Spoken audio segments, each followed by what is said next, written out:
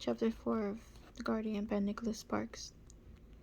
Singer's head rose from the blanket as soon as Richard entered the salon, and though he growled, the sound was muted, as if he thought Julie might scold him again. "Hey, sugar, here for another haircut?" Andrea asked, smiling. He was wearing jeans, and his denim shirt was unbuttoned at the top, leaving just enough room to see the curly hair on his chest, and those eyes. "I'll be done here in a couple of minutes." Richard shook his head. "No, thank you," he said. "Is Julie around?" Andrea's smile faded. She snapped her chewing gum and nodded toward the rear of the salon. "Yeah, she's here," she said, pouting. "She's in the back." Mabel had heard the bell on the door jingle, and she stepped out from behind the partition. "Oh, Richard, right? How are you?" she inquired. Richard brought his hands together in front of him. He recognized her from the other night in the restaurant. And though her expression seemed pleasant enough, he knew she was still evaluating him. Small towns were the same everywhere he'd been. "Fine, ma'am. Thanks. How are you?" "Good. Julie will be out in a minute. She's setting someone up under the hairdryer. But I'll tell her you're here." "Thank you." Though he didn't turn toward her, Richard knew that Andrea was still watching him. A knockout, that's what most people would say about her. But he wasn't all that impressed. She struck him as a forced beauty, as if she were trying too hard. He liked women who looked wholesome, the way Julie did. "Richard?" Julie asked a moment later. She smiled at him, struck again by his good looks. Singer stood from the blanket and nearly followed her, but she held up a hand to stop him. He froze and stopped growling. "Hey there," Richard answered. "I guess he's getting used to me, huh?" Julie glanced toward Singer. "Him? Oh, we had a talk. I think he's fine now." "A talk?" "He gets jealous." "Jealous?" She shrugged. "You'd have to live with him to understand." Richard raised an eyebrow, but he let the comment pass. "So what are you doing here?" she asked. "I thought I'd see how you were doing." "I'm fine, but I'm kind of busy right now. I've been swamped all morning. Why aren't you at work?" "I am. Kind of, anyway. Being a consultant gives me a bit of freedom, and I decided to pop into town." "Just to see me?" "I couldn't think of anything I'd rather do." She smiled. "I had a good time on Saturday night," she offered. "So did I." Richard's eyes darted from Mabel to Andrea, and though they both appeared to be occupied with other things, he knew they were listening. "Do you think you could take a quick break so we can talk outside? I called earlier, but you weren't in." "I'd love to, but I've got someone in the back." "It won't take long." Julie hesitated, glancing toward the clock. "I promise," Richard added. "I know you're working." A quick estimate said she had maybe a few minutes. "I guess that's okay," she said. "But it can't be long, otherwise I'll have to spend the rest of the day trying to fix the color, and you're going to find yourself in the doghouse. Give me a second to check on her, though, okay?" "Sure." Julie went to see her customer again. The woman was having highlights put in, and her head was covered in a perforated plastic cap. The shorter strands of hair sticking through the holes in the cap were coated in purple slime. Julie checked the color, turned the dryer on low, buying an extra couple of minutes, and went out front again. "All right," she said, walking toward the door. "I'm ready." Richard followed her outside. The door swung shut behind them, the bell jingling again. "So what did you want to talk about?" Richard shrugged. "Nothing important, really. I just wanted to have you all to myself for a minute." "You're kidding." "Not at all." "But why?" "Gee," he said, plain innocence. "I'm not really sure." "I found your card," she said. "You didn't have to do that." "I know I didn't, but I wanted to." "Is that why you called the salon this morning? To see if I got it?" "No, I just wanted to hear your voice. Good memories, you know?" "Already?" I was charmed. Julie looked up at him, thinking, flattery is such a nice way to start the day. After a moment, Richard began to tug at his watch band.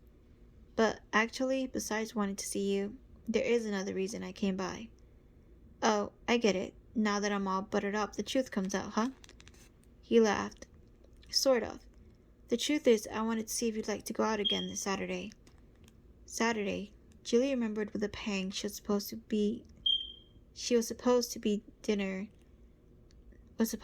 at Emma's with Henry and Mike. "I'd love to, but I can't. A couple of friends invited me over to their house." Can we go on Friday instead? Or maybe sometime during the week? Richard shook his head. I wish I could, but I'm going to Cleveland this evening and I won't be back until Saturday. And I just found out today that I might be out of town again the following weekend. It's not set in stone, but odds are I'll have to go. He paused. Are you sure you can't make it? I really can't, she said, playing out the words, wishing she didn't have to say them.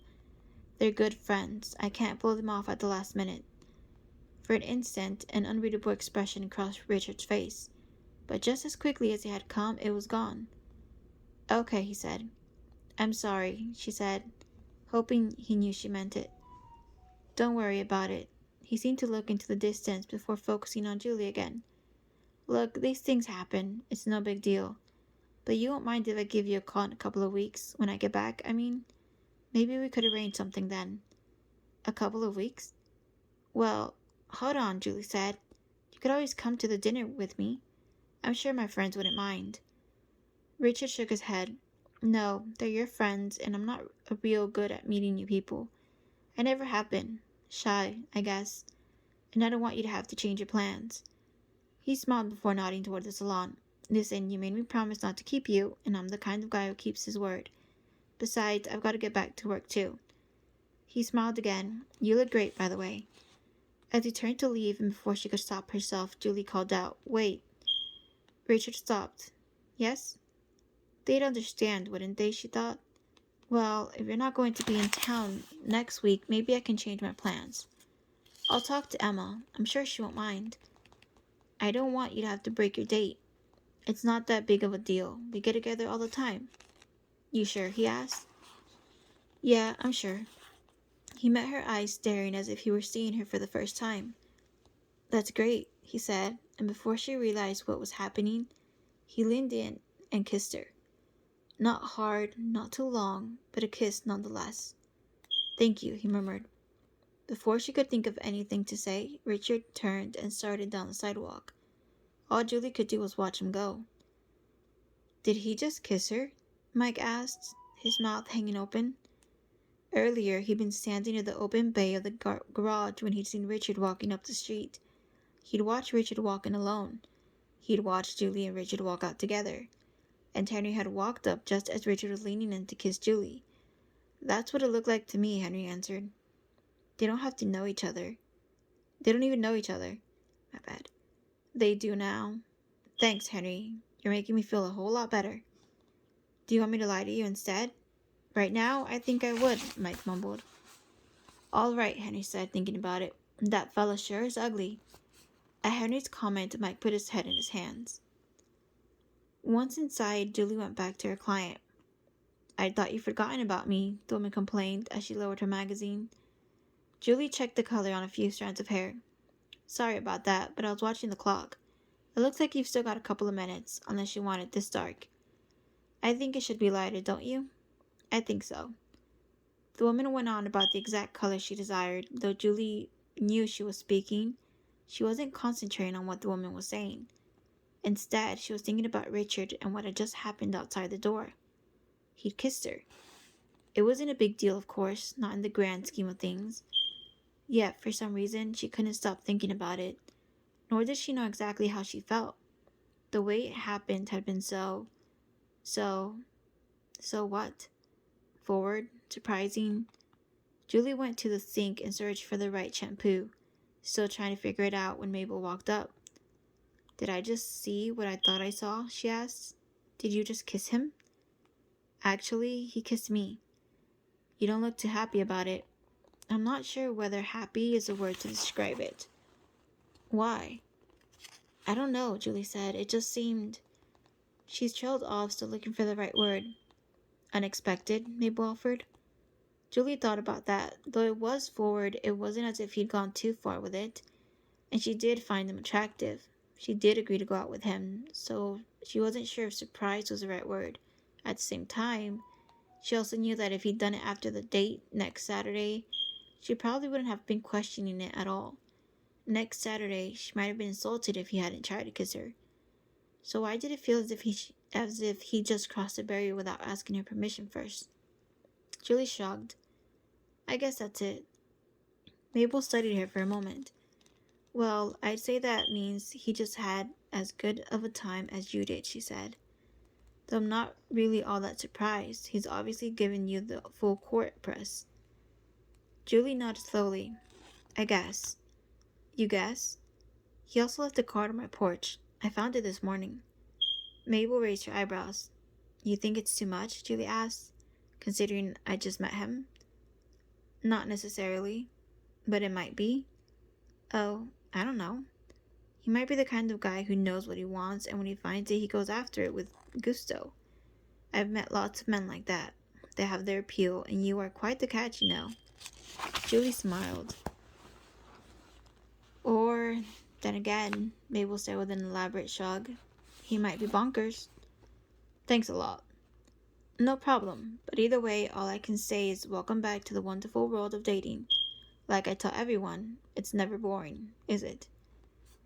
It had been a long time since Richard laughed aloud, and in the confines of his car, the sound seemed louder than it was.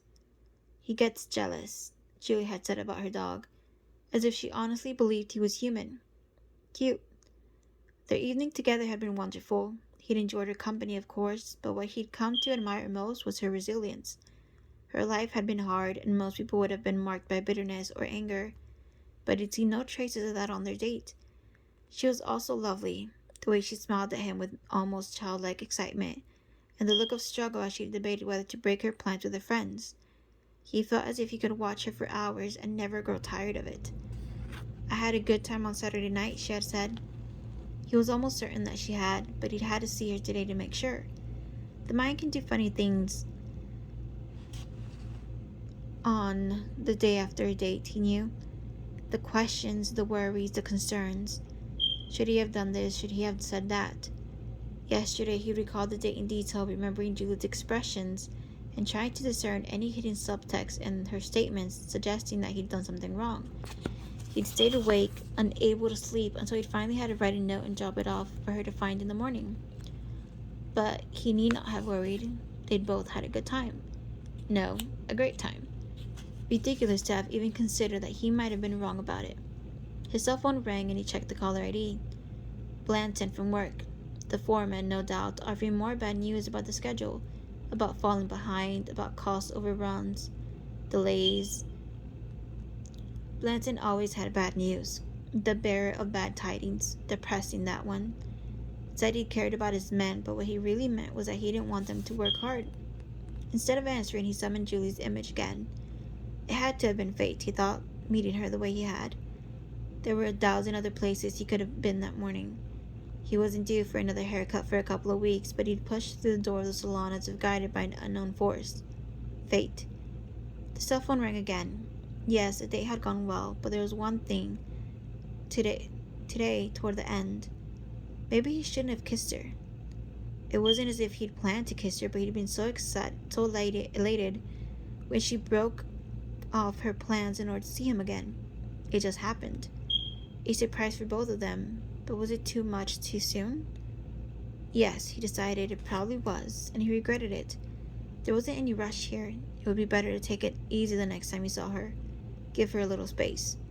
Let her come to her own conclusions about him without pressure, naturally. The cell phone rang a third time, but he continued to ignore it. In the back of his mind, he replayed the scene again. Very cute. And I will stop at chapter 5.